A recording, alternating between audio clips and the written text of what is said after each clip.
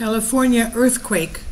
San Andreas swarm sparks fears of the big one coming. As we know, we've had a tremendous amount of earthquakes, the biggest one being 4.6 in Imperial Valley, Salton Sea. We know Salton Sea, and I'll leave the links below for you for this on USGS. Salton Sea is a volcano. It has mud volcanoes, and it also has a geothermal plant. And it's very near San Diego, just south of a couple of 100 miles south of Los Angeles. And it's on the San Andreas Fault. Above that, we have Ridgecrest on the Golet Fault, which has another geothermal plant. And of course, we have going up further north from Ridgecrest on the Walker Lane Fault System, the Long Valley Caldera supervolcano, which has another geothermal plant. And we have had various recent upticks of earthquakes and swarms just east of Long Valley Caldera in Nevada. It doesn't mean because it's just across the border from California and Nevada that it's not linked to the Long Valley Caldera supervolcano, because it's got the same magma underneath. Now, this is what's going on. From what we understand, the West Coast is basically the most active earthquake area on the Earth right now. California's chances of being struck by a powerful earthquake, dubbed the Big One, have been elevated following the succession of small earthquakes. This is what USGS, U.S. Geological Survey data suggests. The multiple minor earthquakes known as a swarm were detected in the Salton Sea of California and the Imperial Valley. This seismic activity raised fears about the potential for the arrival of an even more powerful earthquake along the state's notorious San Andreas Fault. USGS data reveals dozens of earthquakes started rocking the area in early morning Monday. The tremors northwest of Palm Springs ranged in size from 2.6 to 4.6 on the Richter scale. And the weak swarm is only the fourth time in almost 90 years of accurate seismology records such an incident has occurred in the area of California and the Salton Sea. As we said, it's a volcanic area. It's got magma underneath. That's why they have a geothermal plant there. Earthquake experts now estimate the area is overdue for a big one. The big one is a hypothetical earthquake of magnitude 8 or larger that some believe will erupt along the San Andreas Fault, the Southern California, Southern SoCal earthquake. And this is what the geologists have warned us about last year after the Ridgecrest 7.1 earthquake, that the Ridgecrest quakes in no way downsize the potential of a big San Andreas Fault earthquake. Now, earthquakes able to wreak destruction on a large scale are expected every 200 years on average along the San Andreas. The news sparked a wave of concern on social media that a major disaster could be brewing under California. One person tweeted, so I just read a headline that the San Andreas Fault is overdue for a big one. With the way 2020 is going, I wouldn't be surprised California had something like this.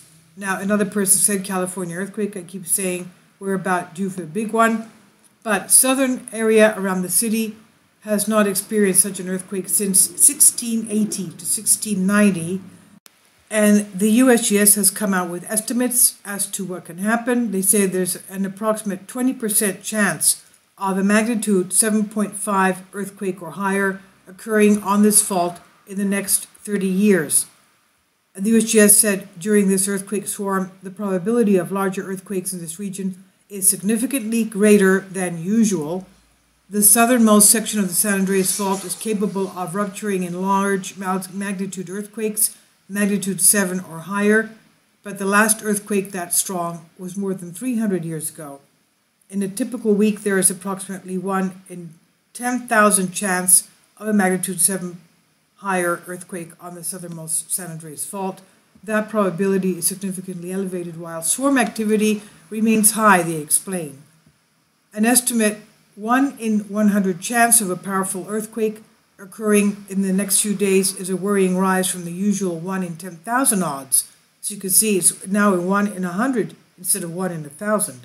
The last time a similar swarm happened was almost 4 years ago, although no bigger quake fortunately transpired, and this current earthquake swarm is significantly farther away from the San Andreas fault than its 2016 predecessor.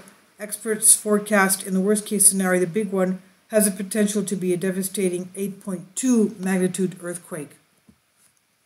Even though the most powerful earthquakes can easily happen with no warning at all, California has a history of smaller quakes preceding megaquakes.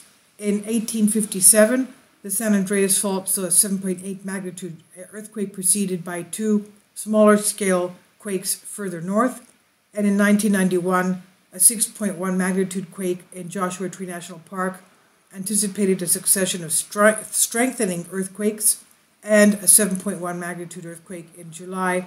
Last year was the most powerful quake to rock California since 1999, in 20 years. So we have to be, all of you there, please be very aware, alert, and careful. This by Tom Fish on Express UK.